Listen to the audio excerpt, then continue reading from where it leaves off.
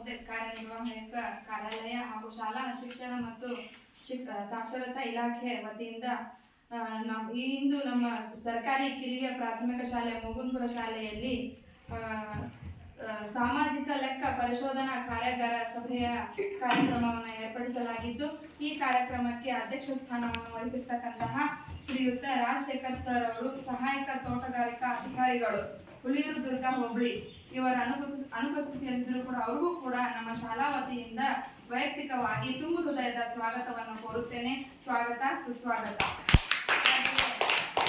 ನಮ್ಮ ಶಾಲೆಯ SDMC ಅಧ್ಯಕ್ಷರಾಗಿರ್ತಕ್ಕಂತಹ ಶ್ರೀಯುತ ವೀರಭದ್ರಪ್ಪ ಅವರು ಕೂಡ ಈ ಕಾರ್ಯಕ್ರಮಕ್ಕೆ ತುಂಬು ಹೃದಯದ ಸ್ವಾಗತವನ್ನ ಕೋರುತ್ತೇನೆ. ಸ್ವಾಗತ, ಸುಸ್ವಾಗತ.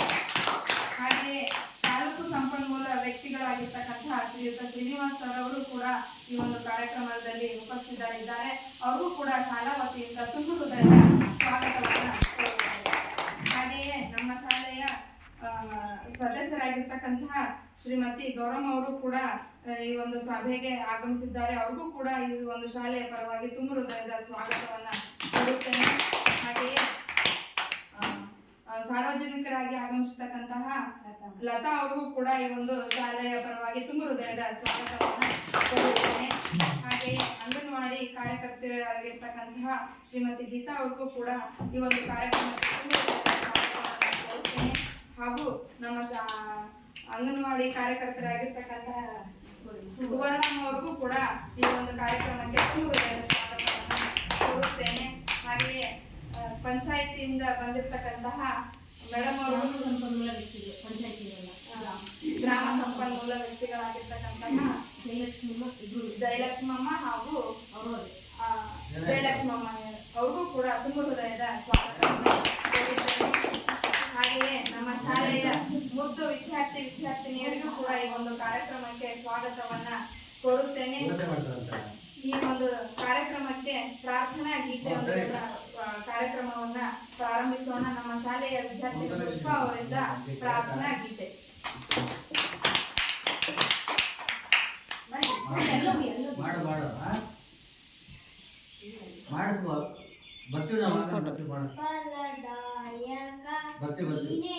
ವಿನಾಯಕ ಫಲದಾಯಕ ನೀನೇ ವಿನಾಯಕ ನೀ ಫಲದಾಯಕ ನೀನೇ ವಿನಾಯಕ ನೀ ಫಲದಾಯಕ ನೀನೇ ವಿನಾಯಕ ನೀ ಶುಭದಾಯಕ ನೀನೇ ವಿನಾಯಕ ನೀ ಶುಭದಾಯಕ ನೀನೇ ವಿನಾಯಕ ಫಲದಾಯಕ ನೀನೇ ವಿನಾಯಕ ಫಲದಾಯಕ ನೀನೇ ವಿನಾಯಕ ಕಲಿಕಾರಂಬದಿ ಭಜಿಸುವೆ ನಿನ್ನನು ಕಲಿಕಾರಂಬದಿ ಭಜಿಸುವೆ ನಿನ್ನನು ವಿದ್ಯೆ ಪಾಲಿಸುವ ನಮಗೆ ವಿನಾಯಕ ವಿದ್ಯೆ ಪಾಲಿಸುವ ನಮಗೆ ವಿನಾಯಕ ಫಲದಾಯಕ ನೀನೇ ವಿನಾಯಕ ಫಲದಾಯಕ ನೀನೇ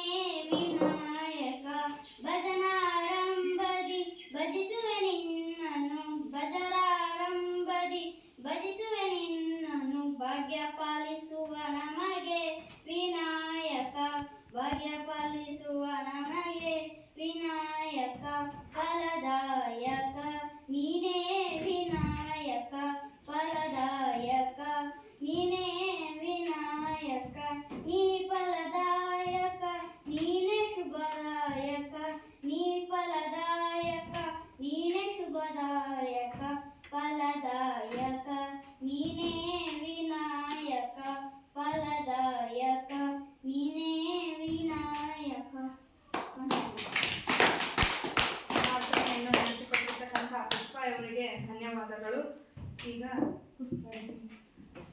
ತಾಲೂಕು ಸಂಪನ್ಮೂಲ ವ್ಯಕ್ತಿಗಳಾಗಿರ್ತಕ್ಕಂತಹ ಶ್ರೀಯುತ ಆರ್ ಶ್ರೀನಿವಾಸ್ ಸರ್ ಅವರು ಈ ಒಂದು ಸಾಮಾಜಿಕ ಲೆಕ್ಕ ಪರಿಶೋಧನಾ ಸಭೆಯ ವರದಿಯನ್ನ ಮಂಡಿಸಲಿದ್ದಾರೆ. ಅವರಿಗೆ ನಮಸ್ಕಾರ ಎಲ್ಲರಿಗೂ. ನಾವು ಅತ್ಯುತ್ಸಾಹದಿಂದ ಈ ಶಾಲೆ ಸಭೆಯನ್ನು ಮಾಡೋಕ್ಕೆ ಬಂದಿದ್ದೀವಿ. ಅತಿ ಹೆಚ್ಚು ಜನ ಸೇರಿರ್ತಾರೆ. ಶಾಲೆ ಬಗ್ಗೆ ಒಂದು ಏನೇನು ಆಗ್ತಾ ಇದೆ, ಏನೇನು ಆಗಿಲ್ಲ, ಮತ್ತು ಉತ್ತಮ ಕಾರ್ಯಕ್ರಮಗಳು ಏನೇನಾಗಿದ್ದಾವೆ ಮತ್ತು ಇನ್ನೂ ಏನೇನು ಆಗಬೇಕು ಅನ್ನೋದ್ರ ಬಗ್ಗೆ ಸಾಮಾಜಿಕ ಪರಿಶೋಧನಾ ವರದಿಯನ್ನು ಆಗುವವುಗಳ ಬಗ್ಗೆ ಚರ್ಚೆ ಮಾಡೋಕ್ಕೆ ಬಂದಿದ್ವಿ. ನೋಡಲ್ ಅಧಿಕಾರಿಗಳು ಸಮೇತ ಆಗಮಿಸ್ತಾ ಇರ್ತಾರೆ, ಬರ್ತೀವಿ ಅಂತ ಹೇಳಿದ್ದಾರೆ ಅವರು. ಆಮೇಲೆ ನಮ್ಮ STMC ಅಧ್ಯಕ್ಷರು, ಸದಸ್ಯರುಗಳು, ಸಾರ್ವಜನಿಕರು, ಪೋಷಕರು ಹೆಚ್ಚು ಸಂಖ್ಯೆಯಲ್ಲಿ ಭಾಗವಹಿಸ್ತಾರೆ, ಸಾರ್ವಜನಿಕರು ಎಲ್ಲ ಅಂತ ನಾವು ಭಾವಿಸಿದ್ವಿ. ಆದರೆ ಮಳೆ ಬೀಳ್ತಾ ಇದೆ, ಬಿತ್ತನೆ ಕೆಲಸ, ಮನೆ ಕೆಲಸಗಳಲ್ಲಿ ಸ್ವಲ್ಪ ಬ್ಯುಸಿಯಾಗಿರೋದ್ರಿಂದ ಮತ್ತು ಪೋಷಕರು 2-3 ಮಾತ್ರ ಮಕ್ಕಳಿದ್ದಾರೆ ಅಷ್ಟೇ ಇಲ್ಲಿ. ಇನ್ನು ಮಿಕ್ಕಿದಲ್ಲಿರೋದ್ರಿಂದ ಸ್ವಲ್ಪ ಜನಸಂಖ್ಯೆ ಜನಗಳು ಬರೋದು ಕಡಿಮೆ ಆಗಿದೆ. ಈ ಸಭೆಯ ಉದ್ದೇಶ ಏನು ಅಂತಂದರೆ, ಸರ್ಕಾರಿ ಶಾಲೆಗಳನ್ನು ಸಾಮಾಜಿಕ ಪರಿಶೋಧನೆಗೆ ಒಳಪಡಿಸಿದ್ದಾರೆ. ಸರ್ಕಾರ ಸಾಮಾಜಿಕ ಪರಿಶೋಧನೆಯನ್ನು ಮಾಡಬೇಕು. ಏನೇನು ಸರ್ಕಾರದಿಂದ ಸವಲತ್ತುಗಳನ್ನು ಕೊಟ್ಟಿದೆ, ಆ ಸವಲತ್ತುಗಳು ತಲುಪ್ತಾ ಇಲ್ವೋ ಅನ್ನೋದ್ರ ಬಗ್ಗೆ ತಪಾಸಣೆಯನ್ನು ಮಾಡಿ ಸಾರ್ವಜನಿಕರ ಸಮ್ಮುಖದಲ್ಲಿ ಆ ವಿಚಾರವನ್ನು ಮಂಡನೆ ಮಾಡಿ ಸರ್ಕಾರಕ್ಕೆ ತಿಳಿಸ್ತಕ್ಕಂಥ ಒಂದು ಪ್ರಕ್ರಿಯೆ ಆಗಬೇಕು ಅಂತಕ್ಕಂಥದ್ದು ಉದ್ದೇಶ.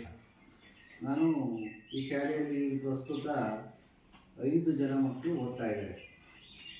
ನಮಗೆ ಆಡಿಟ್ ಕೊಟ್ಟಿದ್ದು 2023-24 ತಪಾಸಣೆ ಮಾಡಿ ಅಂತ ನಮಗೆ ಒಂದು ಆದೇಶವನ್ನು ಕೊಟ್ಟಿದ್ದಾರೆ. ಆವಾಗ 6 ಜನ ಮಕ್ಕಳಿದ್ದಾರೆ. 1ನೇ ಕ್ಲಾಸ್ನಲ್ಲಿ 1 ಇದ್ವಿ, ಅವಾಗ 2 ಇಲ್ಲ. 3ನೇ ತರಗತಿಯಲ್ಲಿ 1 ಮಗು ಇತ್ತು, 4ನೇ ತರಗತಿಯಲ್ಲಿ 1 ಮಗು, 5ನೇ ತರಗತಿಯಲ್ಲಿ 4 ಮಕ್ಕಳಿದ್ದರು. ಒಟ್ಟು 6 ಜನ ಮಕ್ಕಳು ವಿದ್ಯಾಭ್ಯಾಸ ಮಾಡಿದ್ದಾರೆ. ಈಗ 5 ಜನ ಇದ್ದಾರೆ. 1ನೇ ತರಗತಿಯಲ್ಲಿ ಇಲ್ಲ, 2ನೇ ತರಗತಿಯಲ್ಲಿ 1 ಮಗು ಇದೆ, 3ನೇ ತರಗತಿಯಲ್ಲಿ ಇಲ್ಲ, 4 ಇಲ್ಲ, 5ನೇ ತರಗತಿಯಲ್ಲಿ 4 ಮಕ್ಕಳಿದ್ದಾರೆ.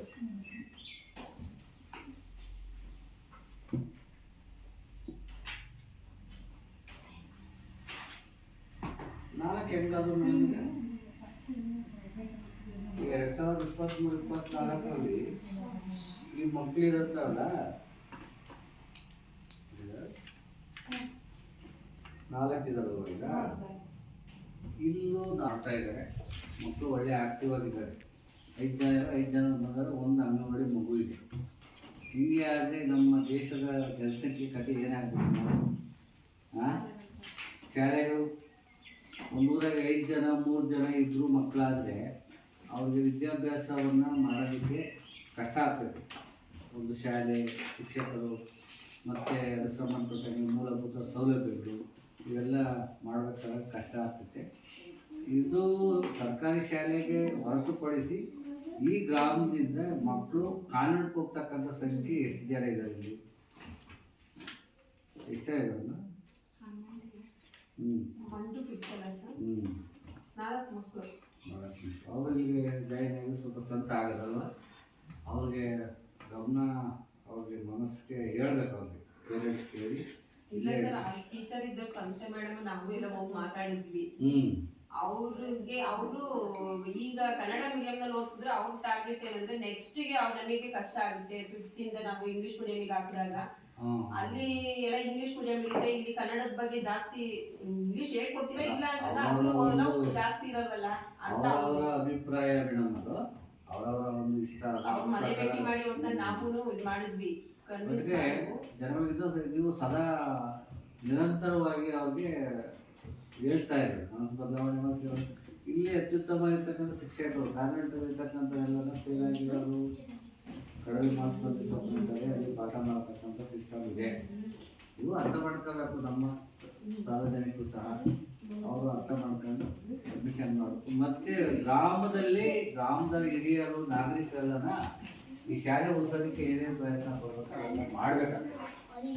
ನಾನು ಗಮನಿಸಿದೆ ಇವತ್ತಿನ ಸಭೆಗೆ ನೋಡಿ, ಸುಮಾರು ಅಂದರೆ ಒಂದು 30 ಜನ ಸಿಗ್ನೇಚರ್ ಆಗಿದ್ದಾರೆ. ಈ ಶಾಲೆಯ ಬಗ್ಗೆ ಮಾಹಿತಿಯನ್ನು ಮುಖ್ಯ ಶಿಕ್ಷಕರು ಮಾಹಿತಿಯನ್ನು ಹೇಳಿದ್ದಾರೆ. ಆದರೂ ಸಾರ್ವಜನಿಕರು ಬಂದಿಲ್ಲ, ಗ್ರಾಮ ಪಂಚಾಯತಿ ಸದಸ್ಯರು ಬಂದಿಲ್ಲ, STMC ಮೆಂಬರ್ಗಳೇ ಬಂದಿಲ್ಲ. 12 ಜನ ಇದ್ದಾರೆ. 12 ಜನ ಇದ್ದಾರೆ STMC ಸದಸ್ಯರು, ಅವರೇ ಬಂದಿಲ್ಲ. ಶಾಲೆ ಒಂದು ಊರಲ್ಲಿ ಒಂದು ದೇವಸ್ಥಾನ ಯಾವ ಥರ ಮುಖ್ಯನೋ ಅದೇ ರೀತಿ ಶಾಲೆಯ ಸಮೇತ ಅಷ್ಟೇ ಮುಖ್ಯವಾಗಿರ್ತೈತೆ. ಶಾಲೆ ಮಾತ್ರ ತುಂಬ ಅಚ್ಚುಕಟ್ಟಾಗಿದೆ. ಶಾಲೆ ಅಂಗನವಾಡಿ ಶೌಚಾಲಯ ಮತ್ತು ಕಾಂಪೌಂಡ್ ಇವೆಲ್ಲನ ಚೆನ್ನಾಗಿದೆ ನೋಡಿ. ಇಷ್ಟು ಥರ ಸರ್ಕಾರ ಹಣ ಕೊಟ್ಟು ನಿಮ್ಮ ಶಾಲೆ ಒಂದು ಸುಭದ್ರವಾಗಿದೆ, ಸುವ್ಯವಸ್ಥಿತವಾಗಿದೆ ಅಂತಕ್ಕಂಥ ಉದ್ದೇಶದಿಂದ ಲಕ್ಷಾಂತರ ರೂಪಾಯಿ ಅನುದಾನವನ್ನು ಕೊಟ್ಟು ಈಗ ಶೀಟುಗೆಲ್ಲ ಹಾಕಿಸಿ ಶೌಚಾಲಯ ಕಟ್ಟಿಸಿ ಹೈಟೆಕ್ ಶೌಚಾಲಯ ಇದೆ, ಅಂಗನವಾಡಿ ಇದೆ ಮತ್ತು ಅಡುಗೆ ಕೋಣೆ ಇದೆ, 2 ರೂಮ್ ಇದ್ದಾವೆ, ಕಾಂಪೌಂಡ್ ಮಾಡಿಕೊಟ್ಟಿದ್ದಾರೆ, ಮದುವೆ ಎಲ್ಲ CC ಮಾಡಿದ್ದಾರೆ. ಇವೆಲ್ಲ ಮಾಡಿ ಯಾಕೆ ಹೇಳು? ಯಾರಿಗೋಸ್ಕರ ಮಾಡ್ತಾ ಇರೋದು? ಮಕ್ಕಳ ವಿದ್ಯಾಭ್ಯಾಸವನ್ನು ಮಾಡಲಿ ಅಂತ, ಅವ್ರಿಗೆ ಬೇಕಾಗಿರ್ತಕ್ಕಂಥದ್ದು ಸೂಕ್ತ ವಾತಾವರಣವನ್ನು ಕಲ್ಪಿಸಲಿ ಅಂತ.